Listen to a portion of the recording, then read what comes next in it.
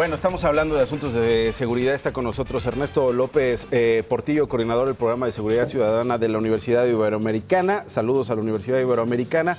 Ernesto, decíamos antes de la pausa, antes de responder la pregunta que planteabas, no es que la gente no ya tuviera miedo, sino ahora ese miedo se ha exacerbado un poco. La percepción de inseguridad, hablando en la Ciudad de México, se ha disparado de una manera impresionante. Hay una paranoia, digamos, con sustento para estar asustado todo el tiempo y en buena medida hacer o intentar hacer la vida cotidiana. ¿Qué le dices a la gente que nos está viendo sobre este asunto de seguridad? ¿Tú crees que cómo se puede vivir con ese miedo, Ernesto?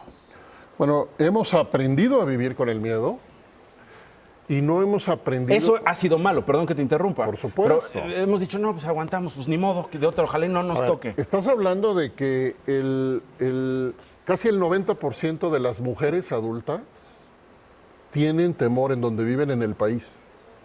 Todas. Prácticamente. 9 de cada 10. 75 aproximadamente por ciento de los hombres adultos tienen temor donde viven. Todos. Prácticamente.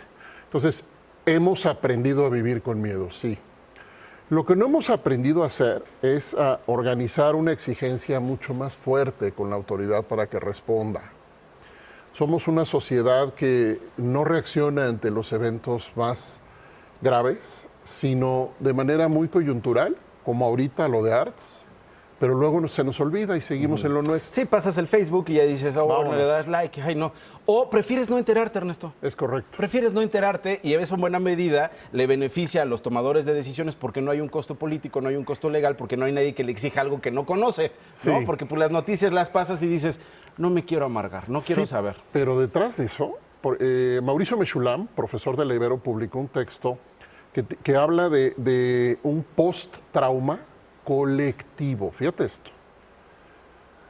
Aquí los compañeros, muchísima gente del país enseña síntomas propios de un trauma colectivo permanente derivado del contacto con la información de la violencia. ¿Cuáles son esas reacciones a ese trauma según Mechulam? Angustia, ansiedad. Son estudios de personas expertas relacionadas con temas de salud, ¿Qué cuenta Mechulam? psicología, psiquiatría. Son reacciones asociadas con sobrealerta, pero también evasión a las noticias. El contacto principal de información para la gente son los medios de comunicación. Lo que ustedes informan se impacta, genera una reacción subjetiva interna en la gente que provoca un estado de ánimo. Me refiero a la gente en general. La gente que tiene la experiencia directa de la violencia es otra cosa. Pero esa experiencia directa se relata también, se narra y se convierte en experiencia indirecta para otros. La tía a la que le pasó algo y me cuenta lo que le pasó y yo voy y se lo cuento. Bueno, todo eso genera, según esta hipótesis de trabajo, un trauma colectivo. Entonces, más allá de hablar solo de indiferencia, yo a veces me enojo mucho porque digo, ¿cómo es posible que estemos hablando de otras cosas cuando sigue la masacre? Bueno, es también una estrategia de sobrevivencia de la gente. No estoy justificándola, la estoy tratando de entender como lo están haciendo algunos o muchos académicos de distintas áreas. ¿Por qué no reaccionamos? En otros países salen a marchar millones cuando hay secuestros. Salen a marchar millones cuando hay homicidios visibles contra víctimas inocentes. Aquí ya no. Aquí hemos normalizado la violencia.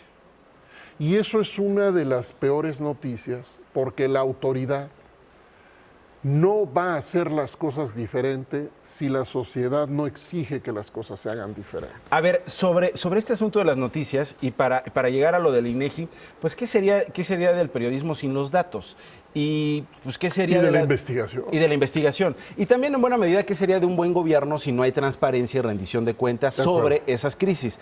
Hay una acusación muy grave, muy seria por parte de la actual administración que encabeza Claudia Sheinbaum contra la anterior de Miguel Ángel Mancera y que básicamente dice se maquillaban cifras en el sexenio pasado en esta ciudad. Eso quiere decir, nos mentían con las cifras, eso quiere decir, las escondían, eso quiere decir, pues las maquillaban. Yo le pregunté hace unos días que entrevistamos a la jefa de gobierno qué iba a pasar, porque esa era una acusación muy seria, y si ahí nos íbamos a quedar. Y me dijeron, no, vamos a llegar hasta las últimas consecuencias. ¿Dónde está la evidencia? Tú puedes creerle a la jefa de gobierno, tienes derecho, y yo podría decir, pues, quiero ver las evidencias. ¿Quién manipuló? ¿Qué cifras? ¿Por cuánto tiempo? ¿Cómo? Y segundo, ¿cómo sé que ahora no? Pues el problema es que nos estamos teniendo que conformar siempre con las suposiciones. Sí, claro.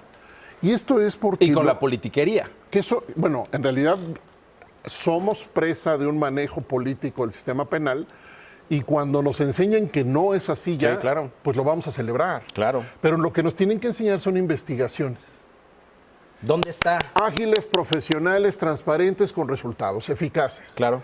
No me vengan a decir que se manipuló, vénganme a decir, se manipuló, se probó, se llevó a juicio y el juez evaluó las evidencias y condenó.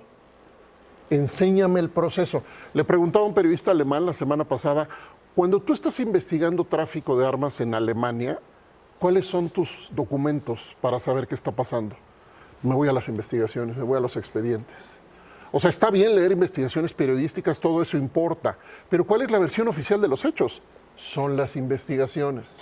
Entonces, tú, nosotros, los periodistas, los y las investigadores, tenemos que pedir las evidencias. ¿Cómo vamos a tener versiones sin evidencias? Claro. Bueno, eso nos toca a nosotros exigirlo y construir nosotros también nuestras propias investigaciones de qué le pasa a la gente en la calle. ¿Qué piensa la gente? ¿Cómo se siente la gente? Bueno, INEGI hace estudios extraordinariamente desarrollados. De Pisa y Corre con Nacho Lozano.